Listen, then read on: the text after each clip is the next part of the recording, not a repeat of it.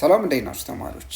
ዛሬ በሴክሽን 1.3 ሜኪንግ ኦፍ ፊዚክስ ኖሌጅ በተሰኘው ዩኒት 1 ላይ በፊዚክስ ትምህርታችን ማለትም ሂውማን ሶሳይቲ በተሰኘው ዩኒት ላይ ይህንን ቪዲዮ ላቀርብላችሁ ዛሬ መጥቻለሁ። እዚህ ቪዲዮ ላይ በቂ የሆነ ግንዛቤ ይኖራችኋል። እንዴት ነው አንድ ሰው የፊዚክስ እውቀትን የሚያዋቅረው የሚለውን ነገር መሰረታዊ ነገሮችን የምትመለከት ይሆናል። ስለሆነም ሳቋማን ቴሌግራም፣ ዩቲዩብ እና ዌብሳይቱ ላይ ገብታችሁ መከታተላችሁን እንዳትረሱ። ስለዚህ በዚህ ሴክሽን መጨረሻ ልታውቋቸው የሚገቡ ነገሮች አሉ። ኦብጀክቲቭስ አላማው ምንድን ነው? at the end of this section you'll be able to discuss how scientific knowledge is constructed። ስለዚህ አንድ የሳይንስ እውቀት እንዴት ነው የሚዋቀረው የሚለውን ነገር የምንወያይ ይሆናል ማለት ነው። በተጨማሪም ደግሞ you'll be able to discuss the roles that the learning of physics plays to the individual intellectual satisfaction።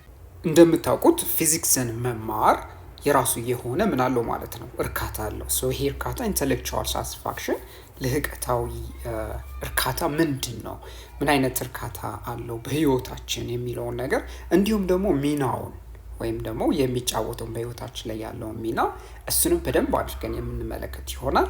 እስኪ ለመጀመሪያ ለዚህ ጋር አንድ ብሬንስቶርሚንግ ኩዌሽን አለ። ምን መሰላችሁ? what is the process of gaining knowledge in physics ብሎ ይጠይቀናል። ስለዚህ የፊዚክስ እውቀትን የምናገኝበት ሂደት ምን ይመስላል ብሎ እየጠየቀ ነውና እንግዲህ የፊዚክስ እውቀትን የምናገኝበት መንገዶች ብዙ መንገዶች አሉ ማለት ነው። ቀለል ባለ መንገድ እስኪ ላሳያችሁ፣ እዚህ ብሬንስቶርሚንግ ኩዌሽን ስለሆነ ማለት ነው። እንግዲህ አንድ ሰው ፊዚክስን ለማወቅ ሲነሳ ማወቅ ያለባቸው ነገሮች ይኖራሉ። የመጀመሪያው ምንድነው? ስታርት ዊዝ አ ሶሊድ ማት ፋውንዴሽን።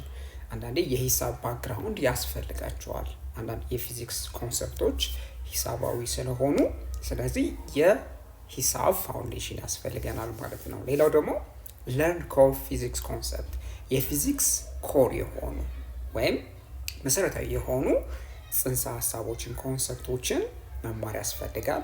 በተጨማሪ ደግሞ ፕራክቲስ ፕሮብለም ሶልቪንግ፣ ፕሮብለም ሶልቭ ማድረግ፣ ፕሮብለሞችን መፍታት ፕራክቲስ ማድረግ አለበት አንድ ሰው። ሌላው ደግሞ በተጨማሪ ኢንጌጂንግ ኢን ላብ ወርክስ። ታዲያ ፊዚክስን ስታውቁ ላቦራቶሪ ላይም ደግሞ መሳተፍ አለባችሁ። ስለዚህ ላብ ወርክ ላይ ኢንጌጅ ማድረግ መሳተፍ ይኖርባችኋል ማለት ነው። በተጨማሪ ደግሞ ዲስከስ ዊዝ አዘርስ፣ ከሌሎች ሰዎች ጋር መወያየት እውቀታችሁን የበለጠ እንዲያዳብርላችሁ ያደርጋል ማለት ነው። and stay updated on advancements። ስለዚህ ከረንትሊ በአለም ላይ ያሉ አድቫንስመንት የሳይንስ እድገቶችንም ራስን ምን ማድረግ ያስፈልጋል ማለት ነው፣ አፕዴት ማድረግ ያስፈልጋል ማለት ነው። በጣም ጥሩ። ስለዚህ አሁን እውቀትን የምናገኝባቸው መንገዶችን ዲስከስ ልናደርግ ነው። one way of understanding the concept of knowledge is to look at different ways in which we acquire knowledge። ስለዚህ የእውቀት ጽንሰ ሀሳብን ለመረዳት ስንፈልግ የምናየው ነገር ምንድነው? እውቀትን የምናገኝባቸው የተለያዩ መንገዶችን የምናስስ ይሆናል ማለት ነው። ስለዚህ የተለያዩ እውቀትን የምናገኝባቸው መንገዶች ምንድናቸው የሚለውን እስኪ እንያብረን። there are two types of knowledge from two entirely different sources። ስለዚህ ከሁለት የተለያየ ምንጭ የሚገኙ ሁለት የተለያዩ ምን አሉ ማለት ነው፣ የእውቀት አይነቶች አሉ ማለት ነው። ታዲያ በመጀመሪያ የምናየው ምንድነው?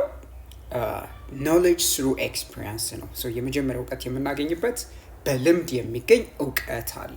ይሄ ምን አይነት ልምድ ነው ካላችሁ፣ ለምሳሌ by seeing something or hearing about something or feeling something፣ የሆነ ነገር ለምሳሌ አይታችሁ ሰምታችሁ ወይም ደግሞ ተሰምቷችሁ የምታገኙት እውቀት ምን ይባላል? posteriori knowledge ተብሎ ይጠራል። ይሄ posteriori knowledge የምንለው ምንድነው? አንድ የእውቀት አይነት ሲሆን በምን አይነት መንገድ ይገኛል? በኤክስፒሪየንስ። እንግዲህ ኤክስፒሪየንስ ለሁላችሁም ግልጽ ነው። በማየት፣ በመስማት፣ በማሽተት በተለያዩ ናቹራሊ በውስጣችን ባሉ በስሜት ኦርጋኖቻችን የምናገኘው እውቀት ነው ማለት ነው፣ posteriori knowledge ብለን የምንጠራው። ሌላው ደግሞ በሁለተኛነት ደረጃ ከኤክስፒሪየንስ የማይመነጭ ደግሞ ሌላ knowledge አለ። there is knowledge that doesn't come from experience but perhaps instead is intuitively supplied from ሪዝን ኢትሰልፍ አንዳንዴ በውስጣችሁ የምታውቁት ከምክንያት የተነሳ አንዳንድ እውቀቶች አሉ ማለት ነው።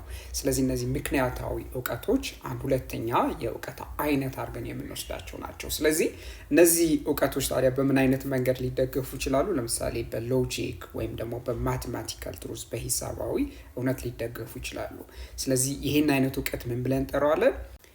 ፕራዮራሪ ኖሌጅ ብለን እንጠራዋለን። ስለዚህ ይሄ ፕራዮራሪ ኖሌጅ የምንለው ነገር ከምን የተነሳ ነው? ከአመክንዮ የተነሳ የእውቀት አይነት ነው ማለት ነው።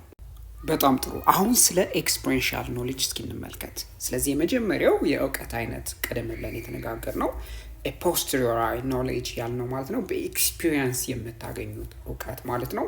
4 አይነት ፖስቴሪዮራሪ ኖሌጆች አሉ። አንደኛው ምንድነው? ሴንሰሪ ፐርሰፕሽን፣ በሴንሰሪ ፐርሰፕሽን በህዋሶቻችን የምናውቀው። ኢንትሮስፔክሽን ደግሞ የሚባል አለ። ይህ ደግሞ በውስጣችሁ አንድ ነገር አመዛዝናችሁ የምታውቁት። ሌላው ሜሞሪ አለ፣ አንድ ነገር ለምሳሌ በማስታወስ ማለት ነው። ሌላው ደግሞ ቴስቲሞኒ፣ በምስክርነት የሚገኝ። እነዚህ አይነት 4 አይነት ኤክስፔሪንሻል ወይም ፖስቴሪዮራሪ ኖሌጅ አለ ማለት ነው። ስለዚህ እነዚህ 4ቱን የኖሌጅ አይነቶች ማለት ነው በኤክስፒሪየንስ የሚገኙ የኖሌጅ አይነቶችን አሁን በቀጣይ የምንመለከት ይሆናል ማለት ነው። ሶ በመጀመሪያ ሴንሰሪ ፐርሰፕሽን ብለን እስኪ ስለ ሴንሰሪ ፐርሰፕሽን እንነጋገር። ሶ ሴንሰሪ ፐርሰፕሽን ስንል ሴንሰሪ ፐርሰፕሽን በህዋሶቻችን የምናገኘው የእውቀት አይነት ነውና ስለዚህ በሴንሰሪ ፐርሰፕሽን የምናገኛቸው እውቀት ኦልሞስት አብዛኛውን ዶሚኔት የሚያደርገው የእውቀት አይነት ነው ማለት ነው። ስለዚህ ኤክስፔሪንሻል ኖሌጅ ላይ ከፍተኛውን እውቀት የምናገኝበት አብዛኛውን እውቀት የምናገኝበት በምንድነው? በሴንሰሪ ፐርሰፕሽን ነው ማለት ነው። ሶ ኢት ኢሚዲየትሊ ራይዝስ ኤ ክሪቲካል ኩዌስችን። አብዛኛውን ጊዜ ክሪቲካል ኩዌስችን ሲጠይቁ ከምን የተነሳ ነው? ከሴንሰሪ ፐርሰፕሽን የተነሳ ነው ማለት ነው። ስለዚህ እነዚህ አይነት ጥያቄዎች ወይም ጋዘር የምናደርጋቸው ኩዌስችኖችን ለምሳሌ በምን አይነት መንገድ ሊሆን ይችላል ማለት ነው እውቀቱን የምናገኘው? በማየት፣ ባይ ሲይንግ፣ ባይ ተቺንግ፣ በመንካት ሊሆን ይችላል። እንዲሁም ደግሞ ባይ ሂሪንግ ለምሳሌ በመስማት ሊሆን ይችላል።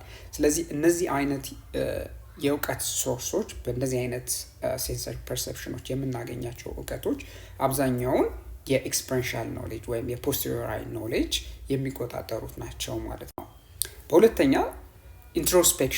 ኢንትሮስፔክሽን የምንለው ምን አይነት ፖስቴሪዮራሪ ኖሌጅ ነው የሚለውን ነገር እንመልከት እስኪ።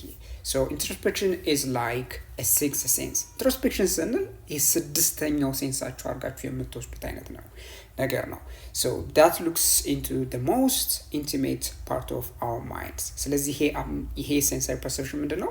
የአእምሮችን ውስጣዊ ክፍል ላይ በጥልቀት የሚመለከት ነው ማለት ነው። ታዲያ ይህ ነገር ወይም ኢንትሮስፔክሽን የምንለው ነገር which allows us to inspect how we are feeling and how our thoughts are operating።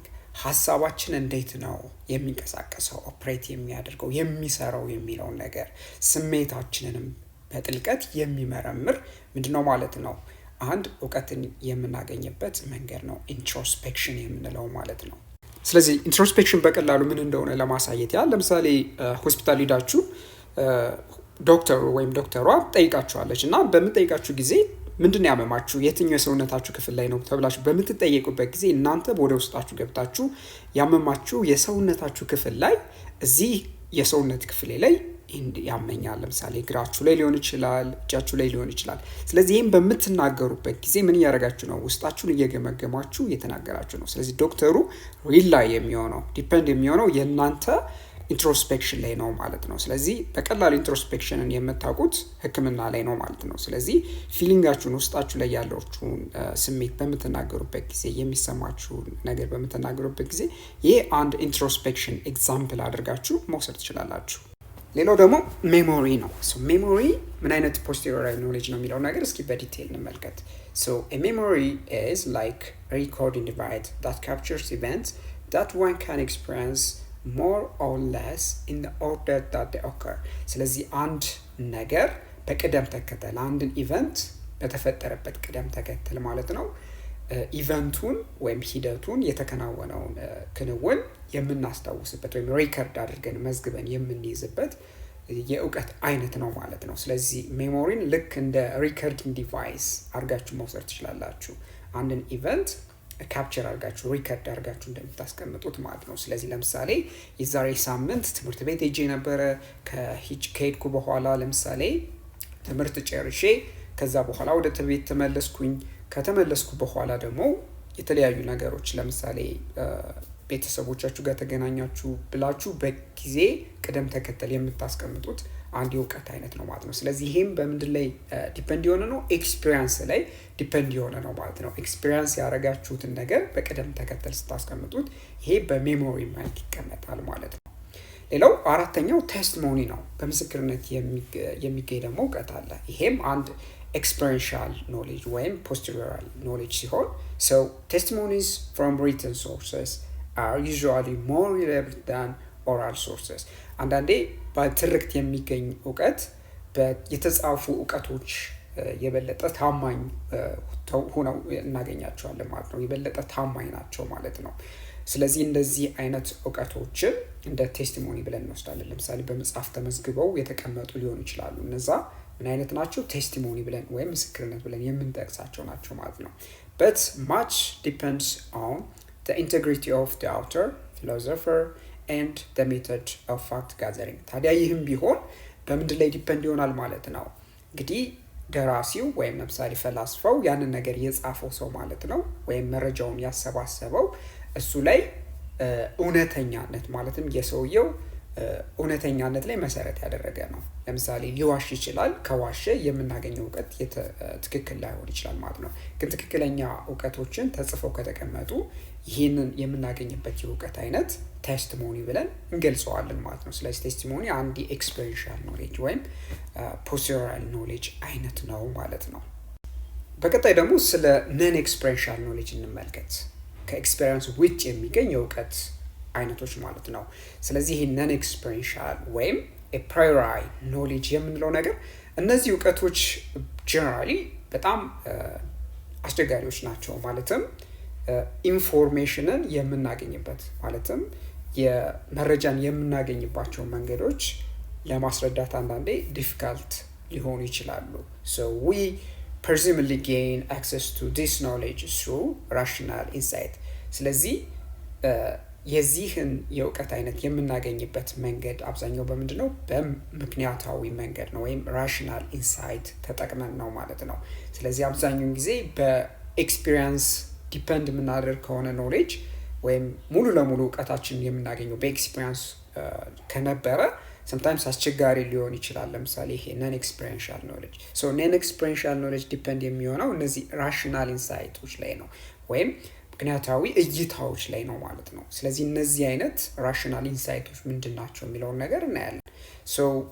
usual example of non-experiential knowledge ለምሳሌ ብንመለከት አንድ non-experiential knowledge ማለት ነው የማቴማቲክስ እና ሎጂክ ላይ ነው። ስለዚህ ማቴማቲክስ እና ሎጂክ አንድ non-experiential knowledge ሶርስ አድርገን የምንወስዳቸው ናቸው። ለምሳሌ እንበልና 2 ሲደመር 2 4 ይሆናል የሚል ነገር አለ።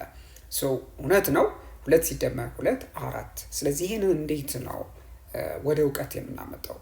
I might learn from experience that 2 apples plus 2 more apples will give me 4 apples። ታዲያ ከኤክስፒሪየንስ ከለመድነው አንድ ነገር በህይወት ካገኘነው ነገር ምንድነው? 2 አፕሎችን ብትወስዱ እንዲሁም ደግሞ ሌላ 2 አፕሎች በሚጨምሩበት ጊዜ ጠቅላላ 4 ይሰጣቸዋል። ስለዚህ ይሄን ድራይቭ የምናደርገው ከኤክስፒሪየንስ ነው ማለት ነው። ስለዚህ ከኤክስፒሪየንስ ተነስታችሁ ለምሳሌ እነዚህ ነን ኤክስፔሪንሻል ኖሌጆችን ምን ማድረግ ትችላላችሁ? ሰፖርት ማድረግ ትችላላችሁ ማለት ነው። ታዲያ እነዚህ ነን ኤክስፔሪንሻል ኖሌጆችን የምናገኝባቸው ዘዴዎች አሉ ወይም መንገዶች አሉ። ታዲያ ምን ብለን እንጠራዋለን? ሳይንቲፊክ ሜተድ ብለን እንጠራዋለን። the scientific method is an ordered series of steps to acquire knowledge based on experimental evidence። ታዲያ ይህ ሳይንቲፊክ ሜተድ የምንለው ነገር ምንድን ነው? በኤክስፐሪመንት ወይም በሙከራ ላይ ማስረጃን መሰረት አድርገን ማለት ነው። ስለዚህ ኤክስፐሪመንታል ኤቪደንስን ማለትም ኤክስፐሪመንት ላይ ወይም ሙከራ ላይ የተገኙ ማስረጃዎችን ተመስርተን በስርዓት በተሰደሩ ስቴፖች ወይም ደረጃዎች አንድን ነገር የምናውቅበት ምንድነው ማለት ነው? የእውቀት አይነት ነው ወይም እውቀትን የምናገኝበት መንገድ ነው ማለት ነው። ስለዚህ ሳይንቲፊክ ሜተድ የራሱ የሆኑ ምን አሉት? ስቴፖች አሉት ወይም ደረጃዎች አሉት ማለት ነው። ስለዚህ እነዚህ ተከታታይ የሆኑ ስቴፖች ምንድን ላይ የተመሰረቱ ናቸው? ኤክስፐሪመንታል ኤቪደንስ ሙከራ ላይ የተመሰረቱ ምንድናቸው ማስረጃዎችን መሰረት ያደረገ ነው ማለት ነው።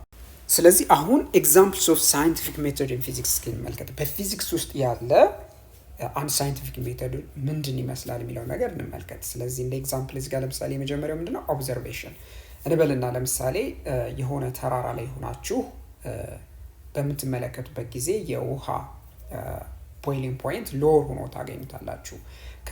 ከምን አንፃር ማለት ነው? እንበልና የሆነ ከተማ ላይ ሆናችሁ ወይም የሆነ ሲቲ ላይ ሆናችሁ ማለት ነው፣ ወይም ሎወር አልቲቲዩድ ላይ የሆነ ዝቅተኛ የሆነ ቦታ ላይ በምትሆኑበት ጊዜ ከፍተኛ ቦታ ላይ ያለው የቦይሊንግ ፖይንት ቀንሶ ታገኙታላችሁ። በምታወዳድሩበት ጊዜ የሁለቱ ቦታ ላይ ያለው የቦይሊንግ ፖይንት ይለያያል። ታዲያ በቀጣይ ምንድነው የሚፈጠርባችሁ ማለት ነው? እንግዲህ የተለያየ ቦይሊንግ ፖይንት ካያችሁ ዋተር የተለያየ ቦታ ላይ ነው ካያችሁ በኋላ ኩዌስችን ታደርጋላችሁ፣ ትጠይቃላችሁ። why does my water boils at different temperatures ነው የሚለው። ኩዌስችን ነው የምታደርጉት። why does my water boil at different temperatures? አሁን የምታፈሉት ውሃ የተለያየ ቴምፕሬቸር ሊኖረው ቦይሊንግ ፖይንት ሊኖረው ይቻላል ለምንድን ነው ብላችሁ ትጠይቃላችሁ። ስለዚህ ይሄ ሁለተኛው ስቴፕ ነው። ኩዌስችን ታደርጋላችሁ፣ ከተመለከታችሁ በኋላ ትጠይቃላችሁ። ታዲያ ሶስተኛው ላይ ምንድነው የምታደርጉት? ወደ ሪሰርች ነው የምትሄዱት። ሶ ሪሰርች ታደርጋላችሁ። ሶ in a chemistry book you read that the boiling point of a substance depends on strength of the molecular bonds of a substance and the pressure. ታዲያ ኬሚስትሪ ላይ እንደተማራችሁት የአንድ ሰብስታንስ ቦይሊንግ ፖይንት የሞለኪውሎች መካከል ያለው የቦንድ ስትሬንግዝ ጥንካሬ ላይ እንዲሁም ደግሞ ፕሬሸር ላይ ወይም ግፊት ላይ መሰረት ያደረገ ነው። እነዚህ ነገሮች ላይ ዲፔንድ ያደረገ ነው ማለት ነው። ስለዚህ ይሄ ሪሰርቻችሁ ነው ማለት ነው። ስለዚህ አሁን ወደ ቀጣይ ስቴፕ ትሄዳላችሁ። የሚቀጥለው ስቴፕ ምንድነው? ሃይፖቴሲስ ነው። ሃይፖቴሲስ የምንለው ነገር ሳይንሳዊ መላምት ነው። ስለዚህ ሳይንሳዊ መላምታችሁ ከምን የተነሳ ነው? ከሪሰርቻችሁ የተነሳ ነው ማለት ነው። Since the atmospheric pressure changes with altitude, the boiling temperature of water is different at different altitude. ስለዚህ አንድ ነገር የምታውቁት ነገር አለ። ስለዚህ ፕሬሸር አልቲቲዩድ ላይ ዲፔንድ ያደርጋል። ከአልቲቲዩድ ወደ አልቲቲዩድ ይለያያል ማለት ነው።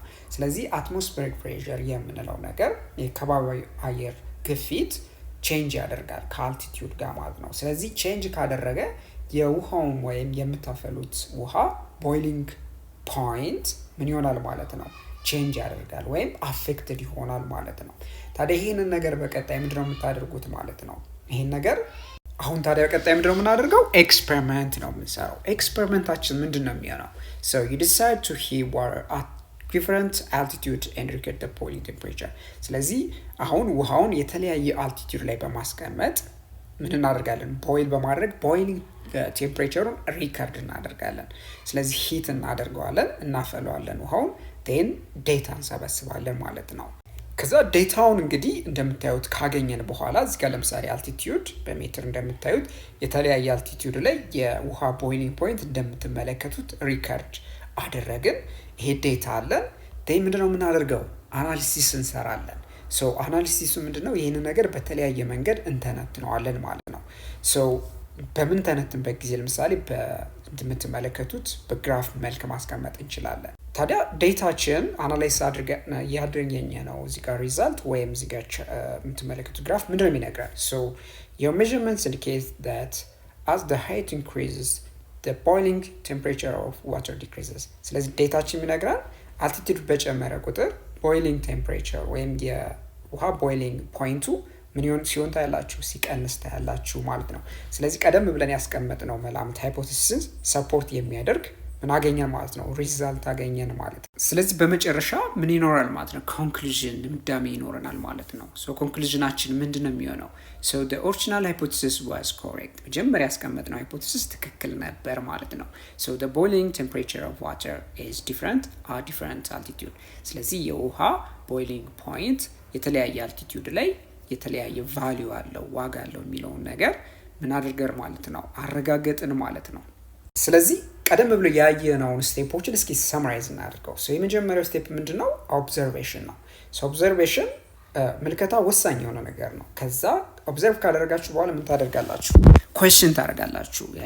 ኦብዘርቭ ያደረጋችሁትን ነገር ኩዌስችን ታደርጋላችሁ፣ ጠይቃላችሁ።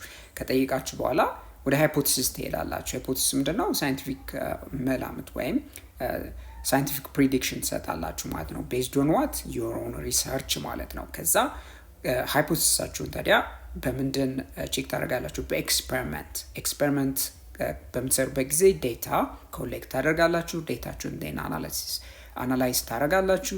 ዴን ከአናሊሲስ ስቴፕ በኋላ ወዴት ነው የምትሄዱት ማለት ነው? መጨረሻ ወደ ኮንክሉዥን ወይም ወደ ድምዳሜ ትሄዳላችሁ ማለት ነው። ስለዚህ ይሄን አይነት ምንድነው ማለት ነው? ዑደት ነው የሚሆነው ማለት ነው። ስለዚህ የምንለዋለን ሳይንቲፊክ ሜተድ የምንለው ነገር ባጭሩ ይሄ ነው። ስለዚህ እንዳያችሁት ስቴፕ ባይ ስቴፕ የምንሄድ ነው። ደረጃ በደረጃ እያንዳንዱን ተከትለ ነው የምንሄድ ነገር ነው ማለት ነው።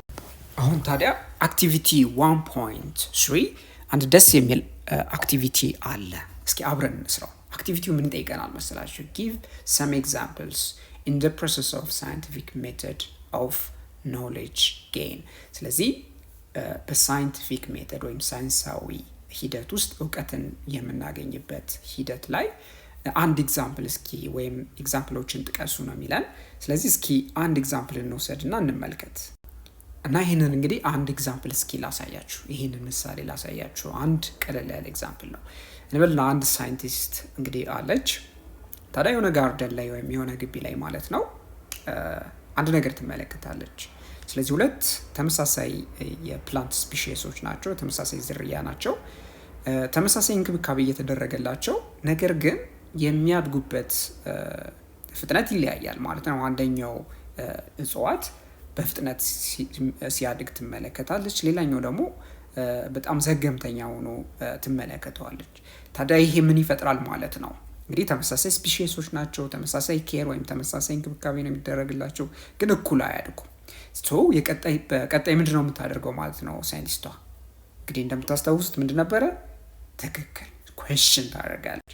ስለዚህ ኩዌስችን ምንድን ነው የሚፈጠረው ማለት ነው? the scientist asks what factors contribute to the difference in the plant height። ስለዚህ የእጽዋቶቹ ቁመት ላይ ምንድን አይነት ፋክተር ነው ወይም ምን አይነት ተጽዕኖዎች ናቸው ሊያሳድሩ የሚችሉት ነገር የሚለውን ነገር ትጠይቃለች። ታዲያ ተጽዕኖውን ታዲያ ለማጥናት በቀጣይ ምንድን ነው የምታደርግ ማለት ነው? ኩዌስችን ካደረገች በኋላ ትክክል ሃይፖቴሲስ ነው የምታስቀምጥ። ሃይፖቴሲሱ ምንድን ነው የሚሆነው ማለት ነው? እንግዲህ ቤዝድ ኦን ሪሰርች ካደረገች በኋላ ሃይፖቴሲሱ ምን ይሆናል? the science hypothesized that the amount of sunlight could be influencing plant growth። ስለዚህ ሃይፖቴሲሷ ምን ይሆናል? የእጽዋቶች የሚያገኙት የብርሃን መጠን ወይም ከፀሐይ የሚያገኙት የብርሃን መጠን እሱ ላይ ነው ብላ ሃይፖቴሳይዝ ታደርጋለች ማለት ነው። በጣም ጥሩ። ስለዚህ ሃይፖቴሳይዝ ካደረገች በኋላ ሃይፖቴሲሱን ሰፖርት እንዲያደርግ ምን ማድረግ አለባት? በትክክል ኤክስፐሪሜንቴሽን ማካሄድ አለባት፣ ኤክስፐሪመንት መስራት አለባት ማለት ነው። ስለዚህ ይሄንን ኤክስፐሪመንት እንዴት ነው የምትሰራው? ታዲያ እንደምትመለከቱት እንግዲህ ሁለት ግሩፖች አሉ፣ ሁለት ኤክስፐሪመንት የምናደርግባቸው ማለት ነው። so to test this hypothesis the scientist sets up an experiment with two groups of plant። ሁለት የእጽዋት ግሩፖችን መረጠች። ስለዚህ one group receives full sunlight while the other is shaded for part of the day። ሌላኛው ደግሞ እንግዲህ በቀን ማለት ነው ሼድ ውስጥ ወይም ጥላ ላይ እንዲቀመጥ አደረገች ማለት ነው። ስለዚህ እነዚህ ግሩፖች ላይ ዲፔንድ ሆና ወይም እነዚህ ግሩፖች ላይ ሪሰርች መስራት ጀመረች ማለት ነው። ታዲያ ሪሰርች በምታደርግበት ጊዜ ምንድን ኮሌክት ታደርጋለች? ከሪሰርቹ ዴታ ኮሌክት ታደርጋለች። ዴታ ኮሌክሽን ቀጣይ ያለው ስቴፕ ነው ማለት ነው። ስለዚህ ዴታ ኮሌክሽን ላይ ምንድን ታያላችሁ ማለት ነው? Over several weeks, the scientists measures the growth of the plants in both groups, recording the data meticulously። ስለዚህ በጥንቃቄ ዴታውን እያንዳንዱ እጽዋትን እድገት በመከታተል ዴታውን በጥንቃቄ ምን አደረገች ማለት ነው? ለተለያዩ ሳምንታት ሪከርድ አደረገች ማለት ነው፣ መመዝገብ ጀመረች። ታዲያ በምትመዘግበት ጊዜ እንበልና እዚህ ጋር ስለ የመጀመሪያው ሳምንት መጨረሻ ላይ ማለት ነው እንደምትመለከቱት ፕላንት ዋን ወይም የፀሐይ ብርሃን የሚያገኘው ግሩፕ ምን አለ ማለት ነው? ስላይትሊ ከሁለተኛው ግሩፕ አድጎ ታዩታላችሁ ማለት ነው። ታዲያ ሳምንታት በሚጨምሩበት ጊዜ end of the second week ወይም የሁለተኛው ሳምንት መጨረሻም ላይ በምታዩበት ጊዜ የመጀመሪያው ወይም ግሩፕ ዋን የምንለው ማለት ነው እያደገ ወይም በፍጥነት እያደገ ትመለከታላችሁ ማለት ነው። ታዲያ ይሄ ከነዚህ ምንድን እያደረገች ማለት ነው? ሄታቸውን ሜዥር እያደረገች ዴታውን ጋዘር ማድረግ ትጀምራለች ሳይንቲስቷ። ቴን ይቀጥላል። 3ኛው ሳምንትም እንደምትመለከቱት ቴን ከዛ በኋላ እያለች ለብዙ ሳምንታት ዴታውን እንደምትመለከቱት ሳምንትና ዊኩን ሳምንትና የእጽዋቶችን ከፍታ ወይም ሄቱን ሪከርድ ታደርጋለች። ስለዚህ አሁን እዚህ ጋር ሁለት ግሩፕስ አሉ። ግሮዝ ኦፍ ፕላንት ዋን የመጀመሪያው ለፀሐይ ብርሃን የተጋለጠው ፕላንት ዴታ ይህን ይመስላል። የመጀመሪያው ሳምንት 2.9፣ ሁለተኛው ሳምንት መጨረሻ ላይ 5.5 በሴንቲሜትር ሜዥር እያደረገች ነበር ማለት ነው። ታዲያ እንደዚህ አድርጋ ሜዥር ካደረገች በኋላ ማለት ነው ለፕላንትቱም እንደዚሁ ትመለከታላችሁ። ሄቱን ሪከርድ ካደረገች በኋላ እንግዲህ ዴታውን ተሰበሰበ። ዴታው የተሰበሰበው ዴታ ወይም ምንድን መደረግ አለበት? አናሊሲስ ውስጥ መግባት አለበት ወይም አናላይዝ መሆን አለበት። ስለዚህ የሚቀጥለው አናሊሲስ ስቴፕ ላይ ደረስን። ስለዚህ ዴታውን በምትተነትበት ጊዜ በግራፍ አስቀመጠችው። ስለዚህ በግራፍ ማስቀመጥ ያስፈለገው ዴታው ምንድነው? ሳይንቲስቷ ሲግኒፊካንት የሆነ ዲፍረንስ ወይም የሚታይ ልዩነት አለ ወይ በሁለቱ እጽዋት እድገት ላይ የሚለውን ነገር ለማየት ማለት ነው። ታዲያ እንደምትመለከቱት እዚህ ጋር በሰማያዊ የተጠቀመው ፕላንት 2 ነው፣ ማለትም ሼድ ውስጥ የነበረው። ፕላንት 1 ደግሞ በአረንጓዴ የተጠቀመው ማለት ነው የፀሐይ ብርሃን የተጋለጠው ማለት ነው። ታዲያ በ5 ሳምንት ውስጥ በተገኘው ዴታ ውስጥ ታዲያ እንደምትመለከቱት ማለት ነው ምን ያሳያችኋል ማለት ነው። እንግዲህ ፕላንት 1 ለፀሐይ ብርሃን የተጋለጠ ወይም የፀሐይ ብርሃን የሚያገኘው ፕላንት ሲያድግ ታዩታላችሁ ወይም እድገቱ ሲጨምር ታዩታላችሁ ማለት ነው። ከምን በልጦ ማለት ነው? ከፕላንት 2 ወይም የፀሐይ ብርሃን ከማያገኘው አንጻር ማለት ነው። ስለዚህ ከዚህ ተነስታ በቀጣይ ኮንክሉዥን ትሰጣለች ወይም ድምዳሜ። based on the analysis, the scientists conclude that plants exposed to more sunlight tend to grow taller, supporting the hypothesis. ስለዚህ ሃይፖቴሲሱን ሰፖርት የሚያደርግ ነገር ሪዛልት አገኘች ማለት ነው። ስለዚህ ለፀሐይ ብርሃን የተጋለጡ ፕላንቶች በከፍተኛ ደረጃ የማደግ ቻንስ አላቸው፣ እድል አላቸው ማለት ነው። ስለዚህ ይሄን አንድ እንደ ኤግዛምፕል የምንወስደው ነው ማለት ነው።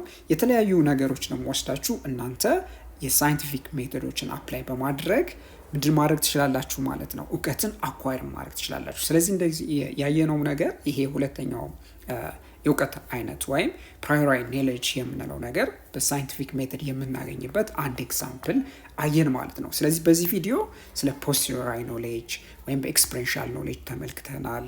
በቀጣይ ደግሞ ምን አይተን ነበረ? ፕራዮራሪ ኖሌጅ ማለትም በሎጂክ ወይም በማቴማቲካል ሪዝኒንግ ተመስርተን የምናገኘው ኖሌጅ ምን እንደሚመስል በሚገባ ተመልክተናል። ስለሆነ ይሄ ቪዲዮ በቂ የሆነ ግንዛቤ እንደሰጣችሁ ተስፋ አድርጋለሁ። ስለዚህ እነዚህ ነገሮች ሁልጊዜም ልትረሷቸው አይገባም። ለምን? እውቀትን በማግኘት ሂደት ውስጥ በምትሄዱበት ጊዜ እነዚህ ሜቶዶች ሁልጊዜም የሚከተሏችሁ ስለሆነ ማለት ነው። ስለዚህ የዛሬው ሌሰናችን ይሄን ይመስል ነበር ማለት ነው። በዚህ ቪዲዮ በቂ እውቀት እንዳገኛችሁ ተስፋ አድርጋለሁ። በቀጣይ ቪዲዮ እንገናኛለን። ደህና ሁኑ። ቻው ቻው።